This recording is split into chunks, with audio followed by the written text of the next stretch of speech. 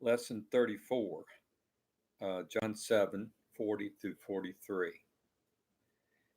Therefore, many from the crowd, when they heard this saying, said, "Truly, this is the prophet." Others said, "This is the Christ." But some said, "Will the Christ come out of Galilee? Has not the scripture said that the Christ comes from the seed of David and from the town of Bethlehem, where David was?" So there was a division among the people because of him. Some no doubt knew that by the prophet the Messiah was meant. So they were saying that he was the Messiah, many of them. But others seem to have thought that one of the ancient prophets should be raised from the dead and precede the appearing of the Messiah.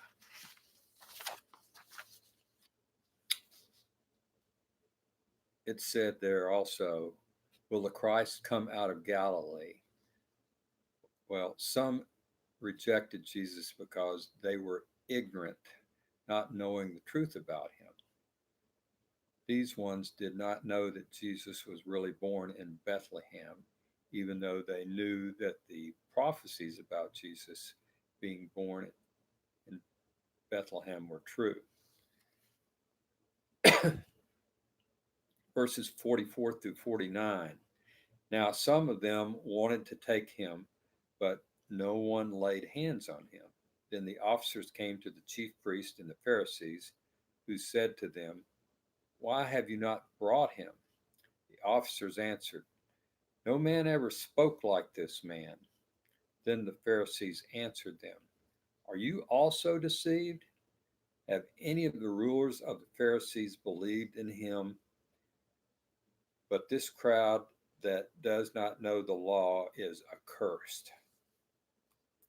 So the arrest was unsuccessful, but it wasn't because the arresting officers were incompetent. It was because the time wasn't right yet, and it was impossible for Jesus to be stopped until it was the right timing, according to God's plan. These officers of the temple had no doubt heard many rabbis teach, but they never heard someone speak like Jesus did.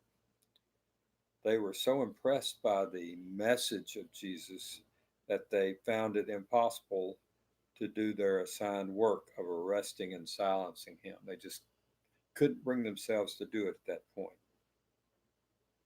It also said, uh, Pharisees commented, "Are you also deceived? Have any of the rulers of the Pharisees believed in him? But this crowd that does not know the law is accursed." And so they were like to me, this is kind of like the modern day smelly Walmart uh, voters. That's what they were saying. These are just insignificant, low class people that aren't smart enough to make their own decision about anything. That's what these religious leaders were saying. The people of the um, Pharisees had a lot of religious pride, and uh, they were despising the common people.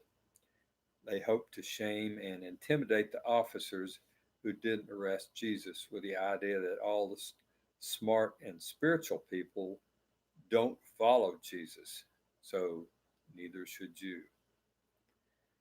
Going on, verses 50 through 52, Nicodemus, that is, he who came to Jesus by night, being one of them, said to them, "Does our law judge a man before it hears him and knows what he is doing?" They answered and said to him, "Are you also from Galilee? Search and look, for no prophet has risen out of Galilee." So little sarcasm going on there. Nicodemus tried to reason with his fellow leaders, warning them against judging Jesus hastily. But in the end, Nicodemus was a little shy and weak and unwilling to stand up to his fellow uh, Jewish leaders. It said also, "Are you also from Galilee?" There. Uh, the religious leaders who lived in Jerusalem and Judea despised the people of Galilee and often mocked them. To these religious leaders from Judea, nothing good could come out of Galilee. Uh, these leaders were so intimidated by Jesus because they liked the status quo. They liked things the way they were. They wanted things to stay just as they were. Jesus revealed their hypocrisy. To me, it's not that they didn't recognize who Jesus was, that is, the Messiah.